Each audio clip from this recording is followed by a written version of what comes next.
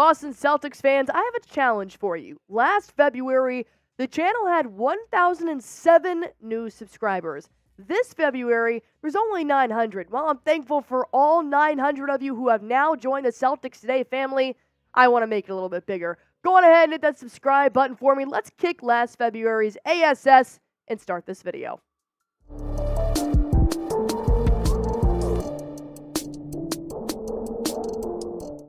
Who's stopping the Boston Celtics right now? They won their last 5 games ahead of the NBA All-Star break, but there is one lingering question surrounding Brad Stevens' head.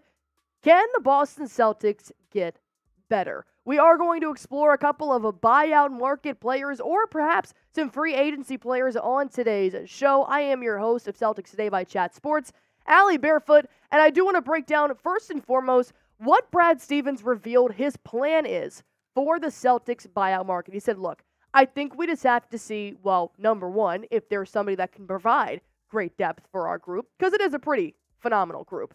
But I don't anticipate a person that vaults into our every night rotation. That is a blessing for the Boston Celtics.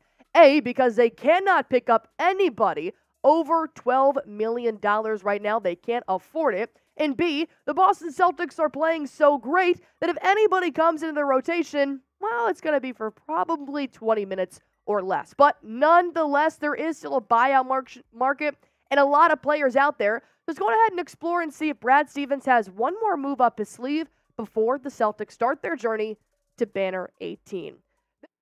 Let's go ahead and start off with Frank Ntilikina, the French basketball player, also known as Frankie Smokes. He did recently last play for the Charlotte Hornets. He was drafted 8th in the 2017 NBA draft. And if you guys are very familiar with the NBA draft in 2017, Jason Tatum went 3rd overall. But also, that draft was stacked. OG Anunoby, Donovan Mitchell, Bam Adebayo, Kyle Kuzma, and Frank went 8th. I mean, obviously, there was a lot of hype of this player coming out of college, but since then, he hasn't really done that much, as he was just waived from the Charlotte Hornets last week. He's only scored 5 total points throughout 5 games, but he has had some injuries. So I do understand injuries do plague a player's potential. Let's go ahead and break down what he's done since he's been in the league.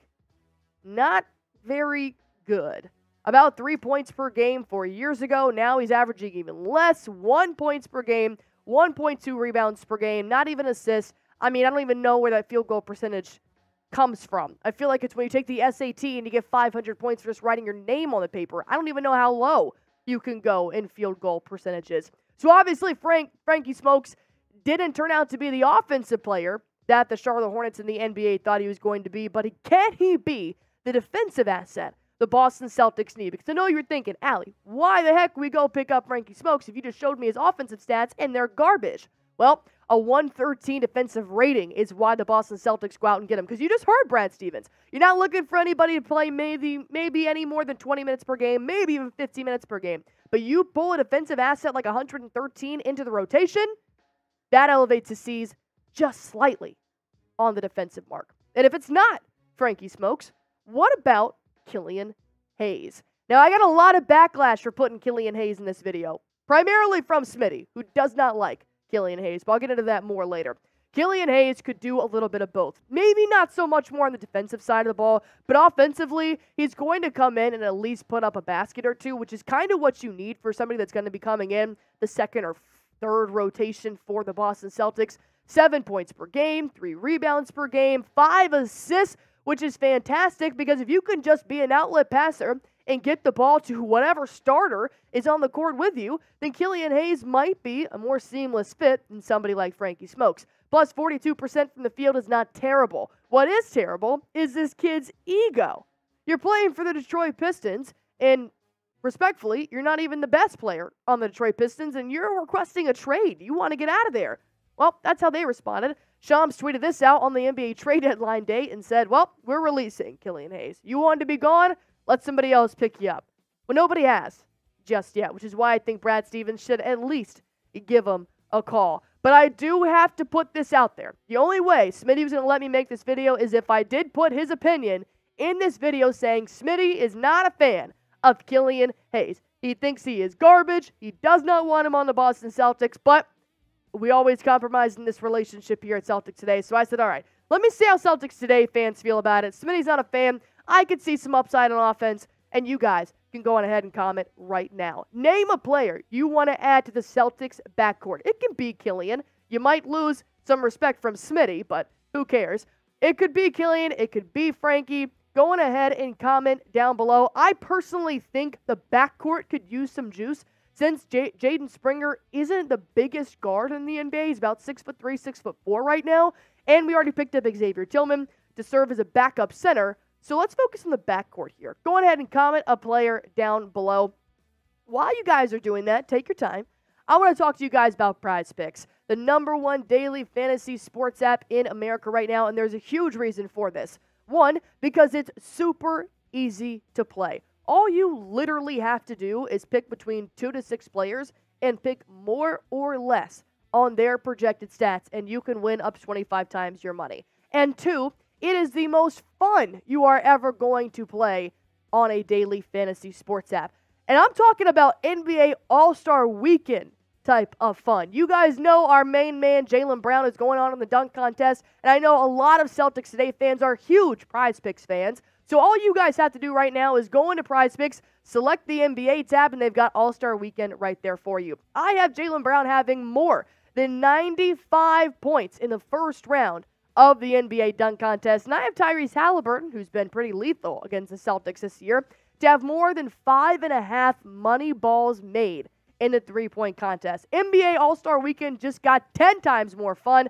So go on ahead and go to PrizePicks and go to prizepicks.com/CLNS. Use that promo code CLNS for a first-time deposit match up to $100. That way you can watch yourself win some real money in real time. The third player I do want to introduce to you guys is Victor Oladipo. Of course, Victor Oladipo has been hurt the entire season, so I'm going to put that out there first and foremost, but healthy Victor Oladipo could be a game changer for the Boston Celtics, and he's still making moves. He was just recently traded for Steven Adams. They're obviously still trying to make some market moves because he's still a younger guy. He can still get back in the ballgame because look at what he did last season.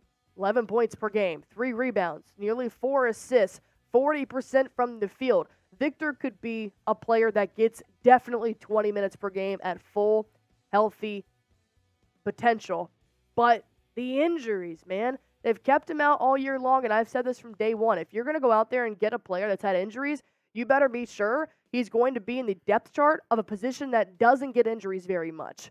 Whereas I would not put him anywhere else where we have struggled with injuries this entire season. That's the only downfall about having somebody like Victor Oladipo is you got to rehab him.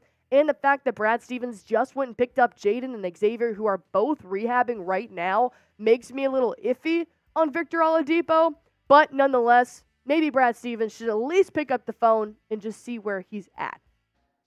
The last guy I do want to bring up here is, of course, Danuel House Jr. Similar to the past 3 players that I have introduced to you guys, this one is not so much explosive on the offensive side, but mainly you're grabbing him for his defensive aspects. He is a 30-year-old, 6'6" wing, nearly 5 points per game. You got about 2 rebounds in there, which could be super beneficial in the second rotation, not even an assist, and 45% from the field. Like I said, nothing's going to pop out and show you any monumental offensive stats. But to bring on the defensive front, I think he could definitely fit in with the wing mold, kind of behind Jason Tatum, Jaylen Brown, and the rest of the depth chart here at the Boston Celtics. But I will tell Brad Stevens, look, if you're going to make a move, I would jump on it quick because these players are going like candy in a candy shop right now. They are signing to numerous teams, and the Boston Celtics have yet to make a move. The most recent one was that DeLon Wright looks like he's going to be signing with the Miami Heat. Yesterday, Gallinari